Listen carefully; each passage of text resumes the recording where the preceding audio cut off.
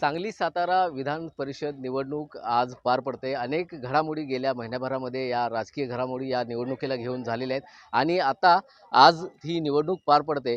आज आपण आता अप्पर तहसीलदार कार्यालयाच्या आवारामध्ये उभे आहोत आणि या ठिकाणी हे आहे मतदान केंद्र या ठिकाणी आहे। सकाळपासून 8 वाजल्यापासून ह्या मतदान प्रक्रियेला या ठिकाणी सुरुवात झालेली आहे। सांगली आणि सातारा मिळून 895 मतदान या विधान परिषदेच्या निवडणुकीसाठी होणार आहे आणि त्यामध्ये सांगलीसाठी 423 मतदार या ठिकाणी मतदान करणार आहेत। आपल्याबरोबर भाजपाचे पदाधिकारी आहेत, भाजपाचे शहर जिल्हाध्यक्ष आहेत प्रकाश मामा ढंग, आपण त्यांच्याशी बोलूया। काय आता प्रक्रिया पार पडते, कशा तऱ्हेने भाजपची भूमिका आहे? आता आज सकाळपासून भारतीय जनता पार्टीचे आमचे जिल्हा परिषद सदस्य असतील, नगरसेवक असतील किंवा पंचायत समितीचे सभापती असतील, यांचं बहुतांश मतदान सांगलीमध्ये जे होणार आहे ते बऱ्यापैकी झालेलं आहे आणि उर्वरित थोडं अजून राहिले ते आता थोड्या वेळात होऊन जाईल।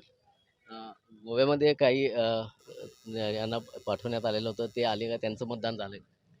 बऱ्यापैकी सगळे आलेले आहेत आणि सगळ्यांचं मतदान 100% या ठिकाणी पूर्ण होतंय। बापू, काय सांगाल? काय विश्वास वाटतोय? कसं निकाल लागेल काय? 100% सर्व मतदार आमच्या बाजूने असल्यामुळं भारतीय जनता पार्टीची तर आमच्याबरोबर आहेतच, कारण आमचेच मतदार आहेत।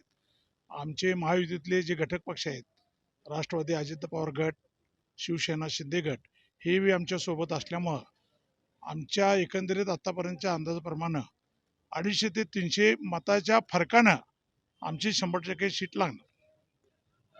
बाबा, काय सांगाल? कारण विश्वास व्यक्त केला होता भाजपकडून की संख्याबळ आहे आणि तरी सुद्धा इथले सदस्य गोव्याला न्यावे लागले।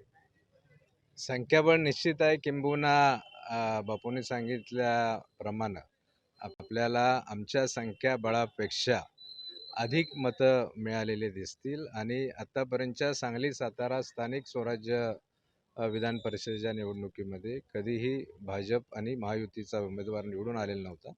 यावेळी पहिल्यांदा आम्ही आमच्या पक्षाचं पर्यायानं महायुतीचं खातं धैर्यशील ज्ञानदेव कदम यांच्या भक्कम विजयानं या ठिकाणी सुरुवात होते आणि निश्चितपणानं सर्व नगरसेवक असतील, जिल्हा परिषद सदस्य असतील, नगरपंचायतीचे सदस्य असतील, नगरपालिकेचे असतील, पंचायत समितीचे सभापती असतील, हे भारतीय जनता पार्टीचे जे मतदार आहेत ते एकसंघपणे, विशेषतः महायुतीचे सर्व नेते एकत्र आले।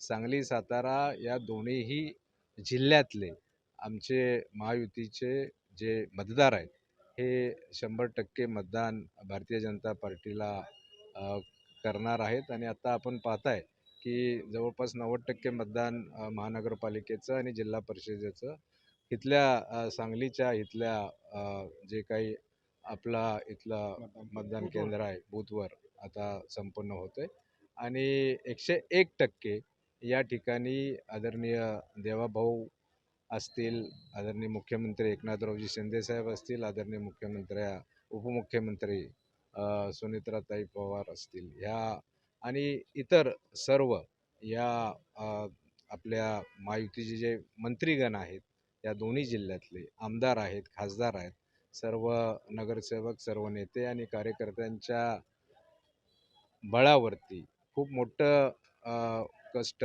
या आम्ही सर्वांनी घेतलं आणि सुरुवातीला चुरशीची वाटणारी निवडणूक या शेवटच्या टप्प्यामध्ये अत्यंत एकतर्फी झाली आणि आमचा विजयाचा जो गुलाल आहे तो 22 तारखेला आम्ही उधळणार। किमान त्या ठिकाणी 300च्या आसपास, म्हणजे 275च्या वर फरकानं ही निवडणूक आम्ही जिंकू। काय सांगाल? सुरुवातीच्या काळामध्ये शंभूराजे देसाई असतील, त्यांच्या माध्यमातून अर्ज भरण्यात आलेला होता। जे ग्रामीण जिल्हाध्यक्ष आहेत भाजपाचे सम्राट महाडिक, त्यांनी अर्ज भरण्याची तयारी केली होती आणि अगदी काट्यावर आल्यानंतर त्यांचे अर्ज बाजूला घ्यायला लावले। काय त्याचा नाही, परिणाम काय असं नाहीये की महायुतीचा उमेदवार अजून डिक्लेअर व्हायचा होता तोपर्यंत शिवसेना शिंदे गटाच्या उमेदवारांनी अर्ज भरला होता, ही गोष्ट खरी आहे. आणि सम्राट माडिक काय अर्ज भरणार नव्हते, ते इच्छुक होते, ही गोष्ट खरं आहे. इच्छुक जे जे होते त्यांनी त्या ठिकाणी भारतीय जनता पार्टीमध्ये एकदा आदेश आला की कोणीही काही करत नाही, पक्ष आदेश हीच पक्षाची शिस्त, त्यामुळं ती गडबड अजिबात होणार नव्हती. आणि एकदा महायुतीचा उमेदवार डिक्लेअर झाल्यानंतर शिवसेनेच्या शिंदे गटाच्या उमेदवारांनी माघार घेतली आणि त्या ठिकाणी ही निवडणूक आता संपन्न झाली. महाविकास आघाडीबद्दल काय वाटतं या निवडणुकीत काय होईल? महाविकास आघाडी आता खरं म्हणजे ह्या निवडणुकीमध्ये पहिल्यांदा असं आपण चित्र दिसलं की ते बॅकफूटवर गेलेले आहेत, कारण मतदारांची संख्या, मतदानाचं जे बळ आहे ते त्यांच्याकडं नव्हतं. आणि शेवटच्या निर्णायक टप्प्यामध्ये त्या ठिकाणी आपण पाहिलं की कुठंही आता महाविकास आघाडीचा उमेदवारांचं म्हणजे जवळपास 2 दिवस आधीच त्यांनी त्यांची काढलेली तलवार मॅन केली, ह्यातच सगळं स्पष्ट होतं. नक्कीच या विधान परिषदेच्या निवडणुकीमध्ये 300पेक्षा जास्त मताधिक्यानं धैर्यशील कदम हे भाजपाचे उमेदवार निवडून येतील असा विश्वास या पदाधिकाऱ्यांच्याकडून व्यक्त होतोय. आणि इथून पुढच्या काळामध्येही भाजपला एक चांगली संधी या विधान परिषदेच्या माध्यमातून सेवा करण्याची मिळणार आहे. आणि या निमित्तानं जे महाविकास आघाडी आहे ती महाविकास आघाडीचा जो उमेदवार आहे तो या निमित्तानं बॅकफूटवर कुठंतरी पडलेला आहे, अशी भूमिकाही या निमित्तानं व्यक्त करण्यात आली आहे. मोहन राजमाने, नवराष्ट्र न्यूज, सांगली.